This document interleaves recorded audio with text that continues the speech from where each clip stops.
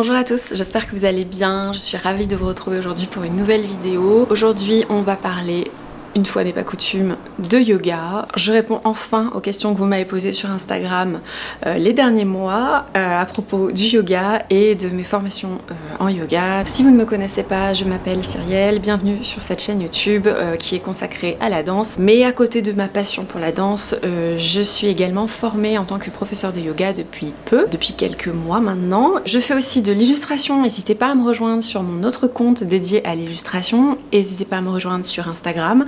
N'hésitez pas à vous abonner à la chaîne si vous voulez voir l'actualité de mes vidéos. Donc ici on parle principalement de danse, on parle un peu du yoga aussi, de mouvement. Donc c'est parti pour cette foire aux questions spéciale yoga et formation en yoga. Je ne sais pas par rapport à l'ordre des questions, je ne sais pas trop comment cela va se goupiller. Je vais vous créer aussi, si c'est pas déjà fait, une playlist spéciale yoga parce que j'ai déjà fait des vidéos consacrées à ce sujet. Et puis consacrées aussi à l'Ayurveda. Alors l'Ayurveda, pour ceux qui ne savent pas, je le dis parce que je vais en parler juste après, c'est la médecine traditionnelle indienne qui est reliée à la philosophie du yoga. En fait, c'est deux philosophies de vie qui sont reliées. Techniquement, on n'est pas trop censé les dissocier. Il y avait une question, c'était j'espère que tu vas mieux niveau santé. Alors ça fait référence à... Ça fait longtemps que j'ai pas parlé de ça peut-être, mais effectivement il y a 2 ans, en septembre, j'avais commencé à faire de l'hyperthyroïdie. Je m'en étais rendu compte un petit peu de manière un peu par hasard finalement, en faisant des prises de sang, parce que je fais une fois par an à peu près des prises de sang. J'ai eu de la chance, ça n'a duré que 4 mois maximum. C'était suite à un Covid que j'avais contracté en mois de septembre, donc il y a 2 ans. Là, c'est mon endocrinologue qui me l'a confirmé, donc voilà, ça n'est pas venu comme ça par hasard. Et je n'ai pas eu à prendre de traitement, heureusement, parce que les traitements c'est pas mon kiff. Évidemment, je n'ai rien contre les traitements quand il faut en prendre, mais dans mon cas, ça n'était pas nécessaire et ça s'est arrêté comme ça naturellement. Sachant que le yoga et l'Ayurveda m'ont beaucoup aidé pendant cette période d'hyperthyroïdie. Quand il faut prendre un traitement, il faut le prendre, mais sachez que l'Ayurveda et puis aussi la pratique du yoga régulière vous aide énormément à réguler les hormones. Ça c'est un truc qui est de plus en plus prouvé, donc voilà, maintenant ça suffit de remettre systématiquement en question les trucs de médecine parallèle et tout. Non, je sais que c'est pas le sujet là tout de suite de la vidéo, mais c'est très important de prendre des traitements quand c'est nécessaire, mais c'est aussi important de s'intéresser à d'autres choses aussi qui peuvent faire du bien à votre corps. Une autre question, c'était as-tu commencé très tôt le yoga? Alors non, moi j'ai pas commencé très tôt le yoga, j'ai dû le commencer dans la vingtaine. Quand je suis arrivée à Paris pour mes études, j'avais pas du tout une pratique régulière du yoga, j'avais fait des cours un petit peu à droite à gauche de temps en temps, qui étaient souvent des cours gratuits. Alors d'abord parce que j'étais étudiante et que j'avais accès à des cours gratuits, en même temps que j'ai repris la danse aussi de manière gratuite dans mon école. Je faisais de temps en temps des cours dans des petits événements où il y avait des cours de yoga gratuits, des choses comme ça, des petites opportunités d'assister à des cours de yoga, c'était assez sympa. J'ai toujours aimé le yoga, mais c'était pas non plus le coup de foudre total, c'est-à-dire que je n'avais pas vraiment rencontré de professeur qui me faisait un déclic. J'avais pas forcément eu des séances où je me disais oh là là mais qu'est-ce que ça me passionne, vraiment. Ça a pris un petit peu du temps, puis jusqu'à un moment où j'ai fini par me mettre dedans un peu plus. Aussi parce que j'ai rencontré des professeurs qui ont vraiment créé des déclics, qui avaient vraiment quelque chose d'intéressant dans leur pratique, une technicité, parce que la technique c'est quand même important, et c'est surtout dans la rigueur de la pratique et le sérieux dans la pratique sans se prendre au sérieux. Ça c'est quelque chose que je dis toujours et c'est pareil pour la danse. On peut faire les choses sérieusement, ça veut pas dire qu'on se prend au sérieux, et ça c'est vraiment très important je trouve. J'ai pas commencé très tôt le yoga et puis je pense que je vais développer un petit peu plus tard. Donc comment as-tu appris le yoga? Ça rejoint un petit peu la question. Ça s'est fait au fur et à mesure et puis après voilà, je suis devenue un peu plus mordue à partir de, je dirais aux alentours de 2015-2016, j'ai commencé à en faire un peu plus, un petit peu à la maison, grâce à YouTube d'ailleurs. Puis voilà, je faisais des cours de temps en temps, ça m'arrivait. J'étais pas du tout régulière, mais par contre je me suis mise dans la méditation beaucoup, à peu près à l'époque où j'ai lancé cette chaîne d'ailleurs, vers 2015-2016. Je me suis mise de plus en plus à faire du yoga, et notamment parce que j'ai rencontré des professeurs qui étaient intéressants, qui avaient une pratique qui me parlait davantage aussi, une pratique peut-être plus rigoureuse aussi, parce que je trouvais que les cours étaient pas souvent bien rigoureux. C'est peut-être aussi parce que moi j'étais débutante en yoga. Alors quand on est très débutant en yoga, je vous parle pas de souplesse ni de force, mais peut-être qu'on n'est pas encore totalement comprend pas forcément tout le temps ce qui se passe. On est moins dans la pratique en fait. Donc c'est pas forcément évident d'aimer le yoga à ce moment-là. Et quand on n'y connaît rien, on n'accroche pas forcément avec ce qui est enseigné. Je sais pas si c'est assez clair, mais bon, petit à petit, voilà, moi je progressais en yoga, j'apprenais des choses, et puis j'ai rencontré des meilleurs profs aussi. Voilà, des gens passionnés, des gens qui ne pensaient pas qu'à l'aspect physique, activité physique, sport, on va dire, du yoga, qui ne pensaient pas qu'aux asanas, donc les postures, et qui parlaient de, je sais pas, de la philosophie du yoga, la méditation, les exercices de respiration, les pranayama, même des récitations de mantras en sanskrit, et tout ça, ça m'a fait waouh, mais en fait c'est juste magique. Le yoga, c'est très très très large comme discipline. Il y a des yogas, il y a plein de façons de le pratiquer, c'est très très riche. C'est pas ce qu'on voit sur Instagram avec des petites postures comme ça, des trucs pour voilà, pour se mettre sur les mains, des grands écarts, des choses. Non, c'est beaucoup plus riche que ça, beaucoup plus complexe, et on peut s'intéresser à plein de choses en yoga. Il y a la spiritualité, il y a l'énergétique aussi, donc qui fait partie de la spiritualité. Ça dépend comment vous voyez les choses, mais il y a toute une énergétique aussi dans le yoga qui est très intéressante.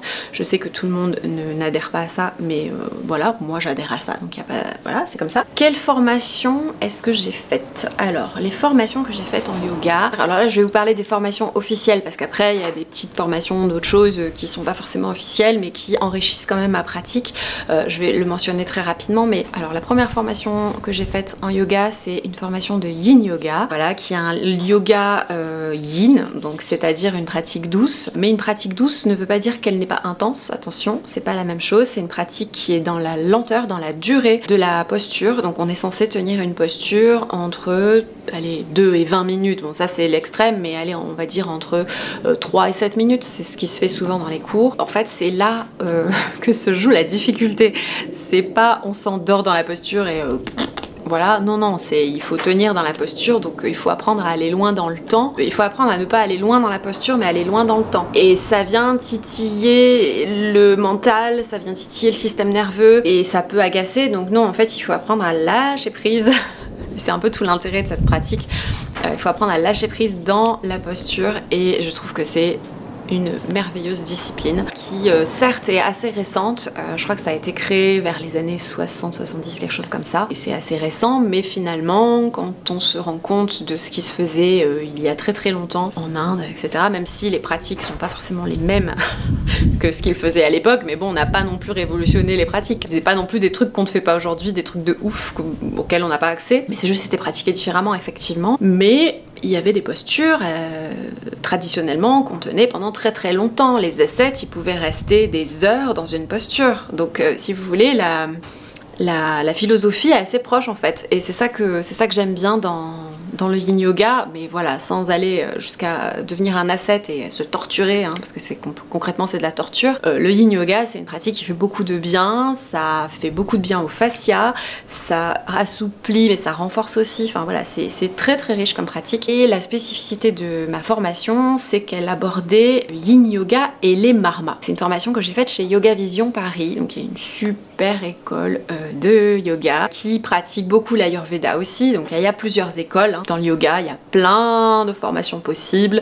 C'est toujours compliqué, je pense, pour des gens qui ne connaissent pas très bien, de choisir une formation, mais je pense que quand on creuse un peu, on a un peu le flair et on voit quelles sont les formations sérieuses. Il y a des formations qui sont plus techniques, plus sportives, je vais en parler après, mais qui ne mettent pas forcément de côté la philosophie, hein, donc ça je vais en parler après. Et il y a des écoles, donc c'est le cas de Yoga Vision Paris, qui est plus sur l'énergétique, qui est moins dans l'aspect ultra technique, ultra physique, mais qui va être beaucoup plus en lien avec la philosophie du yoga, l'Ayurveda. On peut faire du Vinyasa hein, chez Yoga Vision Paris, c'est très sérieux, c'est très bien enseigné, peut-être un petit peu différent de la formation de Vinyasa que j'ai faite. Pourquoi cette formation Yin Yoga et Marma?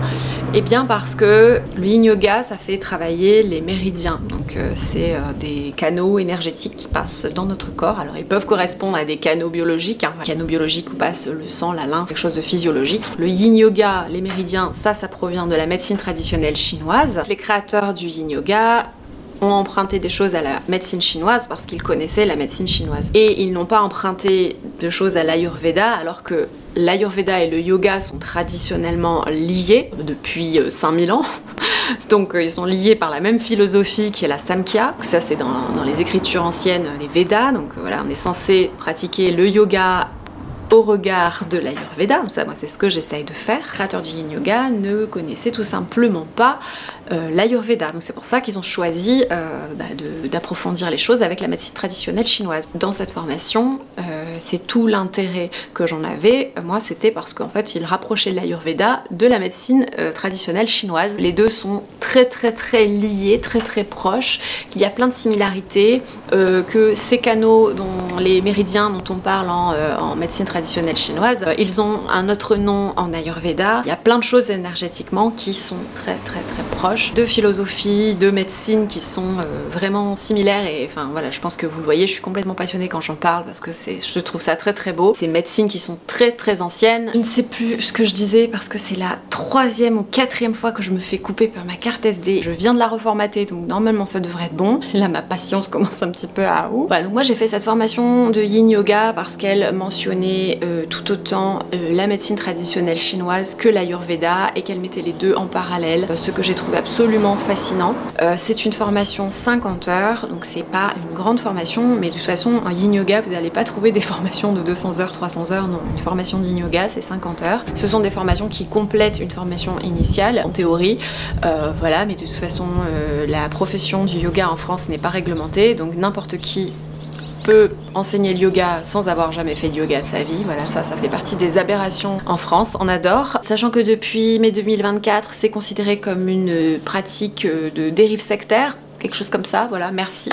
Merci de nous considérer comme ça, c'est top. On n'est pas du tout en train de progresser, hein, mais bon, faut continuer à résister. Ensuite, je vais vous parler de ma formation 200 heures, ce qu'on appelle la formation initiale. C'est là où on apprend en général le Hatha Yoga, éventuellement le Vinyasa Yoga, ça dépend des écoles. Il y a des écoles qui sont plus Hatha, d'autres qui sont plus Vinyasa. Nous, c'était les deux, mais on a fait quand même beaucoup de Vinyasa. C'est juste le rythme et l'enchaînement qui vont changer. Mais sinon, on retrouve exactement les mêmes postures. En Yin Yoga, on retrouve également aussi les mêmes postures. Formation de Yin Yoga, je l'ai faite en automne 2023 et donc ce printemps en 2024 j'ai fait ma formation 200 heures chez Gérard Arnault, voilà, au studio Gérard Arnault à Paris. Pourquoi j'ai choisi de faire ma formation chez Gérard Arnault? Because it's the best. Non mais sincèrement voilà, alors je sais qu'il y a plein d'écoles de Hatha Yoga, il y a plusieurs écoles de Hatha Yoga en France qui sont super, qui sont très sérieuses. Moi en termes de timing et tout ça, ça ne me correspondait pas. J'ai le temps de faire d'autres formations en Hatha Yoga notamment. Même si j'adore le Hatha et le Yin, j'ai quand même un amour particulier pour le Vinyasa parce que c'est un peu chorégraphique, ça rappelle quand même la danse. Voilà, il y a plein de choses à en dire sur le yoga Vinyasa. Gérard Arnault est un monsieur de à peu près 72 ans je crois. Il a beaucoup voyagé, qui a vécu en Inde, qui a commencé le yoga très tôt dans les années 60-70. Non, il va pas pleuvoir. Non. Il a importé le Vinyasa en France dans les années 70. C'est quand même le maître du Vinyasa en France et il est de la lignée de Krishnamacharya, Patavi Joyce. Bon bref, je vous fais pas l'historique de Gérard Arnault non plus. En Vinyasa, on va vraiment travailler la fluidité, l'enchaînement. D'ailleurs, beaucoup de danseurs aiment le Vinyasa parce que justement le Vinyasa a un côté un peu chorégraphique comme ça, beaucoup de mouvements, de fluidité. Ça veut pas dire qu'on oublie la rigueur. C'est une formation qui est très sérieuse, qui est très riche, qui est très physique, très technique, mais qui ne met pas de côté la spiritualité, la philosophie du yoga. Les cours sont quand même donnés par Colette Poggi, donc c'est quand même pas n'importe qui. C'est une indianiste, sanskritiste, philosophe du yoga française. Sachez que c'est une formation qui est très exigeante, mais qui est vraiment très formatrice, hein, justement. Hello, c'est la Cyrielle du montage. Je me rends compte que je ne vous ai pas parlé d'une formation qui est non officielle, c'est-à-dire qu'en yoga vous avez des formations certifiées, Yoga Alliance, je ne sais pas, enfin il y a plusieurs types de certifications. J'ai également fait une formation en ligne pour compléter mon parcours. Il s'agit d'une formation sur les mantras et les malas. En fait c'est la formation de Manon Moulaine qui est thérapeute ayurvédique, qui a une chaîne YouTube d'ailleurs et je vous en ai déjà parlé. Je suis absolument fan du travail de Manon Moulaine parce que voilà, déjà elle est très sérieuse et très intéressante comme personne. C'est une thérapeute ayurvédique et donc elle a créé cette formation mala et mantra. Donc pourquoi mala et mantra? Tout simplement parce que les malas et les mantras en fait sont liés dans la pratique de la méditation pour résumer vraiment très rapidement, les mantras ce sont des chants en sanskrit que l'on répète un certain nombre de fois. Donc on peut tout à fait chanter des mantras en cours de yoga, ça peut arriver. C'est vrai que j'aime bien cette pratique parce que ça permet une connexion entre les participants. Mais quand même l'idée à la base des mantras, c'est que c'est une sorte de récitation assez intime et personnelle pendant sa méditation. Et l'idée c'est de répéter le mantra 108 fois. Voilà. En utilisant son mala. Je ne vous le montre pas beaucoup parce que c'est personnel un mala, et un mala est composé de 108 perles plus une qui permet de faire un repère. C'est une sorte de collier, ça ressemble un petit peu à un chapelet. Si ça vous intéresse, je vous laisserai les détails de la formation Mala et Mantra de Manon Moulaine. Voilà, en tout cas je suis super contente de cette formation parce que ça m'a permis d'en apprendre davantage sur la philosophie qui est liée au mantra, de connaître certains mantras. Je ne les connais évidemment pas tous par cœur, il y en a une quantité énormissime. Donc pour moi ce travail là c'est un approfondissement très personnel et intime, ça apporte un certain rituel à ma méditation. Alors je ne le fais pas systématiquement, mais en tout cas ça me permet d'approfondir aussi mon apprentissage du sanskrit que je suis en train de faire en parallèle avec Colette Poggi.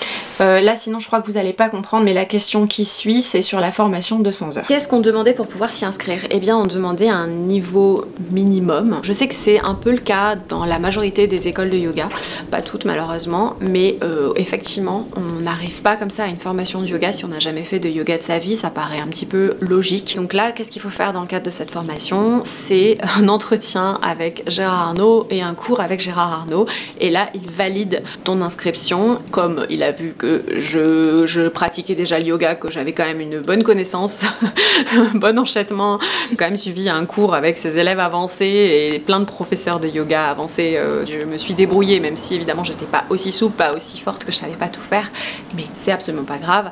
L'important c'était de voir que j'étais apte à suivre la formation, que ce soit physiquement ou voilà dans ma compréhension des enchaînements, des postures. J'étais tout à fait en capacité de le faire. La pratique de la danse classique, ça aide beaucoup, mais sachez-le, c'est quand même une formation qui est assez exigeante sur le plan physique et technique. Est-ce qu'on continue? Je pense que vous voyez pas qu'il pleut, mais bon, c'est pas grave. J'essaye de continuer malgré la pluie. Qu'est-ce que tu penses de l'hypnose? Alors pour moi, c'est une question qui est complètement hors sujet. Enfin voilà, je sais qu'il y a des retraites de yoga avec de l'hypnose, des choses comme ça. Ça me parle pas dans l'optique du yoga. J'ai rien contre l'hypnose. J'ai d'ailleurs été suivie cet été par une hypnothérapeute qui était absolument géniale et qui m'a beaucoup aidée. Mais pour moi c'est en dehors de la pratique du yoga. Par contre j'aime le yoga nidra qui amène un niveau de détente, de relaxation cérébrale encore plus fort que le niveau de l'hypnose. Je vous mettrai les détails. Moi le yoga nidra m'intéresse davantage, on est vraiment sur une relaxation assez longue, minimum 30 minutes. L'hypnose pour moi c'est l'hypnothérapie, c'est un autre travail, c'est un travail qu'on fait avec une thérapeute pour régler des problèmes spécifiques qui pour moi n'ont rien à voir avec le yoga. Mais après, ça c'est mon point de vue. Qu'est-ce que tu utilises dans l'Ayurveda? Alors, je vous ai déjà fait une vidéo sur l'Ayurveda, j'ai déjà répondu à ces questions, mais voilà, j'utilise principalement les connaissances sur l'alimentation, sur comment réguler ma constitution, à savoir Vata Pitta, enfin de base je suis plutôt Pitta Vata à quasiment à égalité, mais j'ai tendance à faire plutôt du Vata Pitta. J'essaye vraiment de réguler ma constitution le plus possible. C'est une routine de vie, c'est l'alimentation. Alors je fais plein de choses qui ne sont pas du tout en accord avec ma constitution, hein, mais je fais aussi plein de choses pour compenser ces comportements. Je continue à boire du café, même si je sais que c'est pas forcément bon pour ma constitution. Je continue à être végétarienne, à tendance végane, même si je sais que c'est pas forcément bon pour ma constitution. C'est comme ça. Mais à côté de ça, je fais plein de choses pour compenser les déséquilibres. Je vais me soigner de temps en temps avec des plantes ayurvédiques. Je vais utiliser des huiles, des massages sur le corps pour équilibrer ma constitution, pour m'hydrater, me réchauffer, etc. C'est un peu une routine de vie, mais qui est pas forcément stricte. En tout cas, moi, je la vis pas de manière stricte du tout. De toute façon, tout ce qui est trop strict, ça a vite tendance à me saouler, surtout en matière d'alimentation. Je peux pas être très rigoureuse sur le long terme. Donc, il faut trouver mon équilibre là-dedans. Et si vous voulez, je préfère trouver un équilibre, mais durable, plutôt que d'être dans une rigueur absolue, une discipline de fer, mais qui ne va pas durer. Bon, ça c'est mon point de vue, et ça d'ailleurs c'est beaucoup plus ayurvédique comme mode de fonctionnement. Pensez-vous que vous ferez des cours de yoga en vidéo? Peut-être, je n'ai pas encore trop décidé ça, je suis à peine en train de commencer à installer mon activité dans ma nouvelle ville, parce que si vous ne savez pas, j'ai déménagé, nous avons quitté Paris avec mon conjoint, on s'est installé ailleurs, on s'est installé un peu dans la campagne, donc voilà, mais il y a des gens quand même, hein, donc voilà, je vais installer mes cours de yoga progressivement, et peut-être que je ferai des cours de yoga en ligne. Alors je proposerai de temps en temps peut-être des vidéos de yoga sur YouTube, de temps en temps, pas souvent je pense, mais de temps en temps, et peut-être donner des cours de yoga en ligne, peut-être. Dites-moi d'ailleurs si ça vous intéresse. Après j'ai une autre question. La musique, ça ne te manque pas? Et le côté cérébral que tu faisais pendant tes études? Alors, la musique, ça ne me manque pas. Alors pour ceux qui ne savent pas, j'ai pratiqué le piano pendant 10 ans, de mes 8 ans à mes 18 ans à peu près. Voilà, j'étais vraiment très passionnée par le piano. J'ai failli m'orienter vers une carrière musicale à un moment donné, ça m'avait traversé l'esprit. Je me suis dit que c'était pas forcément très bon pour ma santé mentale, parce que c'est un peu obsessionnel et que ça m'aurait pas forcément rendu service. Donc j'ai préféré faire autre chose. Pendant longtemps j'ai continué à faire du piano, mais j'ai un peu fini par décrocher. La vie de maman, le fait que j'avais pas mon piano pendant 15 ans à Paris, bah j'avais pas mon piano avec moi, mais j'aimerais bien faire venir mon piano ici.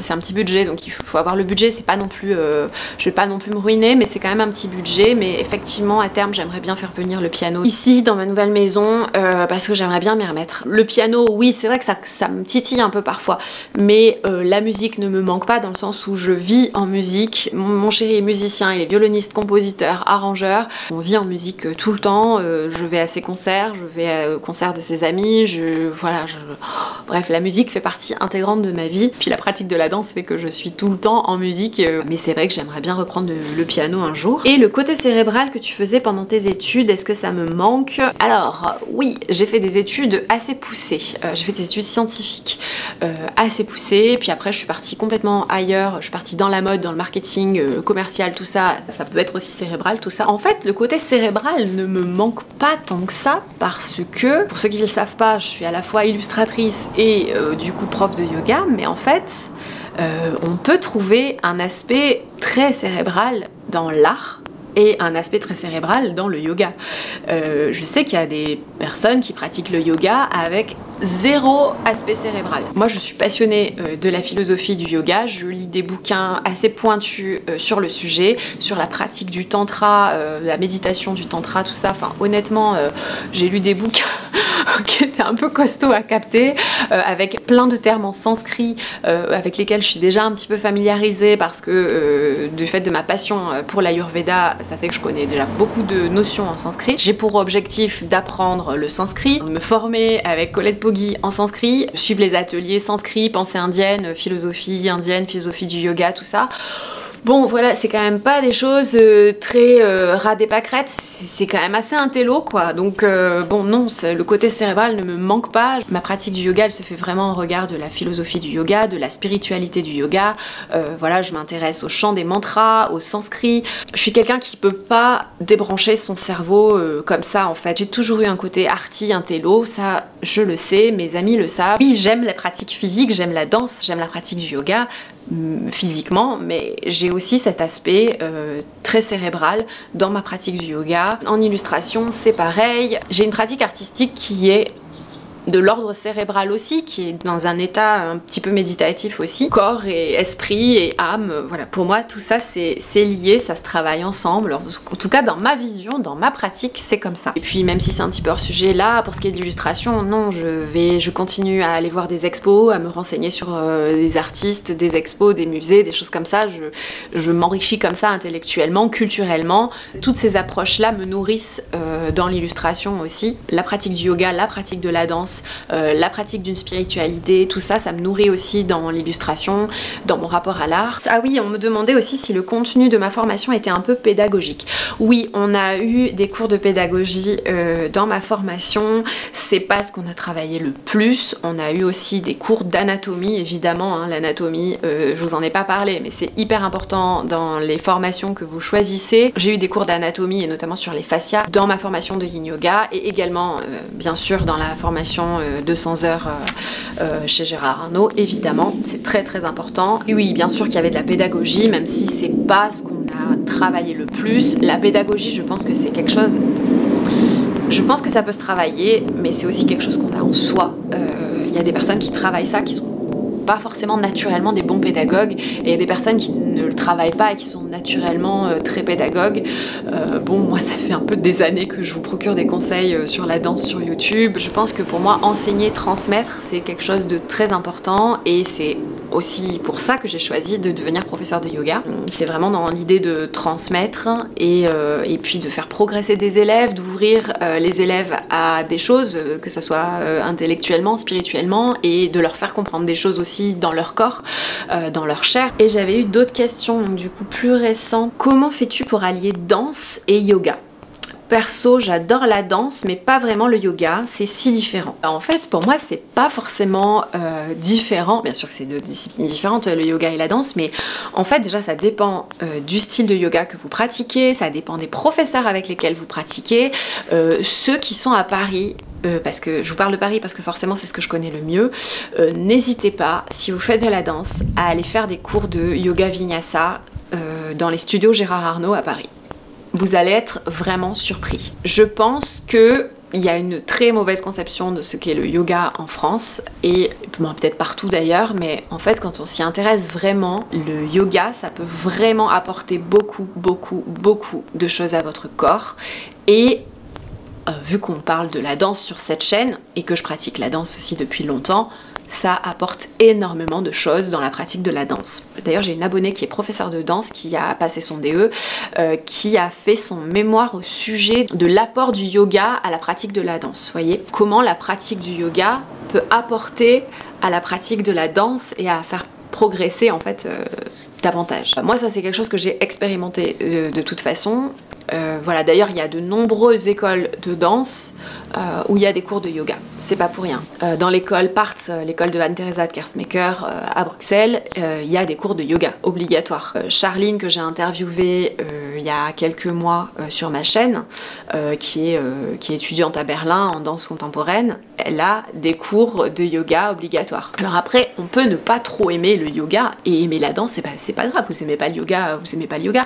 Peut-être que vous n'avez pas essayé tous les styles de yoga, ou peut-être que vous n'avez pas trouvé le professeur ou la pratique qui vous convient. Bah écoutez, c'est pas grave, ça sera pas pour vous, et puis bah c'est tout. Mais on peut totalement allier la pratique du yoga et la pratique de la danse, et en particulier si vous faites du yoga vinyasa, c'est hyper riche parce que ça va vraiment vous aider à synchroniser votre souffle avec vos mouvements, ça va vous aider à gagner en coordination du mouvement, en fluidité. De toute façon, le yoga ça renforce aussi, contrairement à ce qui est souvent dit, contrairement aux préjugés qu'on peut avoir sur le yoga, il n'y a pas que de la souplesse passive en yoga. Chez Gérard Arnault, il y a quand même aussi beaucoup de souplesse active, des étirements dynamiques, jamais agressifs. On peut travailler les stretch actifs aussi en yoga. Ça a fait travailler aussi au niveau du mental, de la confiance en soi. Ça permet un petit peu de lâcher prise avec l'idée de performance, de recherche de perfection.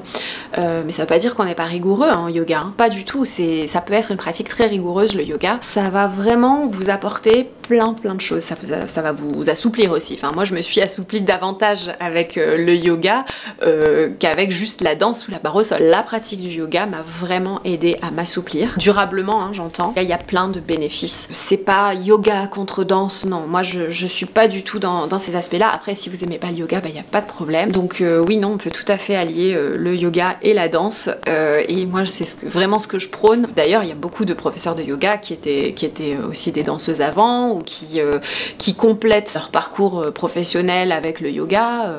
Voilà, j'ai une de mes professeurs que j'aime beaucoup qui est professeure au CND à Paris. Vous voyez, c'est totalement possible. D'ailleurs, le fait de pratiquer beaucoup de danse classique, ça permet vraiment d'acquérir un niveau en yoga très rapidement. Je pense que si j'avais pas fait de danse les 10 dernières années, je pense pas que j'aurais ce niveau en yoga aujourd'hui, clairement. Je pense pas que j'aurais pu faire la formation chez Gérard Arnault. Voilà, clairement, ça m'a apporté plein de choses, la danse pour le yoga, pour monter rapidement en niveau en yoga. Clairement, ça m'a beaucoup aidé. Et puis, bah, le yoga m'a aussi beaucoup apporté dans ma pratique de la danse. Je crois que j'avais eu une autre question sur le sujet du yoga et sur le sujet de la danse aussi d'ailleurs. Ah oui, pourquoi devenir prof de yoga et pas prof de danse? Eh bien écoutez, déjà parce que j'ai 38 ans, que j'ai vraiment commencé la danse classique il y a 10 ans. Bon, Voilà, je suis vraiment pas nulle en danse, mais quand on commence à 28 ans, faut pas se leurrer quoi. C'est compliqué d'obtenir, d'acquérir un niveau suffisant pour passer le AT, passer le diplôme d'État. Tout ça quand vous avez à côté une vie professionnelle. Je vous rappelle que j'étais quand même en CDI, qu'après j'ai été maman, voilà, je suis maman depuis 3 ans. Bon, c'est compliqué, je consacrais pas ma vie à la danse. Si j'avais été riche, tout ça, j'aurais fait que ça. Oui, là j'aurais peut-être pu devenir prof de danse, mais c'est pas forcément mon objectif non plus. Je vous dis ça, admettons d'ici 5 ans, je progresse à fond, je passe mon EAT, pourquoi pas, hein, tout est possible. Bon, est-ce que j'ai envie de faire ça? Je sais pas, je pense surtout à ma vie professionnelle en ce moment, ma vie de famille. C'est un peu plus compliqué quand on commence la danse vraiment à 27 ans, qu'on s'y met vraiment sérieusement à 30 ans, 32 ans, c'est compliqué quand même. Hein. Ce que j'ai aussi envie de transmettre, pas seulement du mouvement, même si évidemment un prof de danse, il vous transmet autre chose que de la danse, ça c'est sûr. Que de la technique, même que de l'artistique, il va vous transmettre d'autres choses, comme beaucoup de profs d'ailleurs. Les bons profs, ils vous transmettent autre chose aussi que la matière qu'ils vous enseignent. Mais disons que dans le yoga, ce que j'ai aussi envie de transmettre, au-delà de l'aspect physique, technique du corps, c'est aussi la confiance en soi, diminuer l'anxiété, apporter un peu de spiritualité dans la vie des gens, apporter juste du bien-être un petit peu immédiat, de la détente, la gestion du stress, la gestion des émotions, peut-être la gestion de l'hypersensibilité, puisque j'ai été diagnostiquée hypersensible. Donc les outils que j'ai développés pour moi, les transmettre à d'autres personnes par le biais du yoga et de la philosophie du yoga, parce qu'il n'y a pas que la pratique physique du yoga, mais tous ces aspects-là, tout ce bien-être mental que m'apporte le yoga, bien-être émotionnel, bien-être mental, etc. Ça, j'aimerais bien le transmettre aux gens. Quand bien même on peut apporter certaines de ces choses quand on est prof de danse aussi, mais enfin, j'ai envie de dire c'est un peu tard pour moi. Voilà, mais écoutez, on ne sait jamais, la vie peut-être que, comme je vous dis, on ne sait jamais, peut-être que dans 5 ans je deviens vraiment très avancée en danse, je sais pas, et puis bah, peut-être que je pourrais donner des cours de danse après, j'en sais rien. J'ai pas forcément cette mission de vie là tout de suite en priorité, on va dire. Je pense que j'ai fait le tour des questions, il me semble que j'ai rien oublié, j'espère. Finalement la pluie s'est arrêtée, donc ça c'est très bien. Ça fait un petit peu bizarre d'être de retour après 3 mois comme ça, après un déménagement qui a été très compliqué, avec 6 mois de transition entre Paris, Aix-en-Provence et là où je suis dans ma nouvelle région. On est un petit peu installé, mon fils est rentré en maternelle, je vais pouvoir reprendre une activité normale, je vais pouvoir reprendre un petit peu l'activité ici sur cette chaîne. D'ailleurs si vous avez des idées de nouvelles vidéos à me partager, ben, n'hésitez pas à commenter, n'hésitez pas à me poser d'autres questions, que ce soit sur la danse, le yoga, d'autres choses qui vous ont inspiré dans ce que je vous ai raconté. N'hésitez pas à vous abonner à la chaîne si ça n'est toujours pas fait, hein, voilà, je vous vois les gens qui ne sont pas encore abonnés à la chaîne mais qui regardent. Bah, n'hésitez pas à me suivre sur les réseaux sociaux, donc essayez de me soutenir comme ça me ferait vraiment extrêmement plaisir. Mettez un pouce vers le haut s'il vous plaît, puis n'hésitez pas à commenter un petit élogie, je sais pas, Lotus par exemple, si vous êtes allé jusque là dans la vidéo, voilà, ça me fera très plaisir. Et puis voilà, bah, je vous retrouve très bientôt pour une prochaine vidéo dédiée à la danse. Voilà, j'ai plein de nouvelles vidéos en tête là qui vont arriver sur la danse, ça va être chouette, mais voilà, c'était important pour moi de vous parler quand même de yoga et de mes formations. Et si vous avez d'autres questions sur mes formations, si vous voulez que j'aille un petit peu plus loin sur le sujet du yoga, sur le sujet de mes formations, n'hésitez pas aussi. Moi c'est avec plaisir que je vous en parle. Je peux faire encore plus de complémentarité entre la danse et le yoga si ça vous intéresse. Allez, je m'arrête là pour aujourd'hui, je vous embrasse et je vous dis à très bientôt.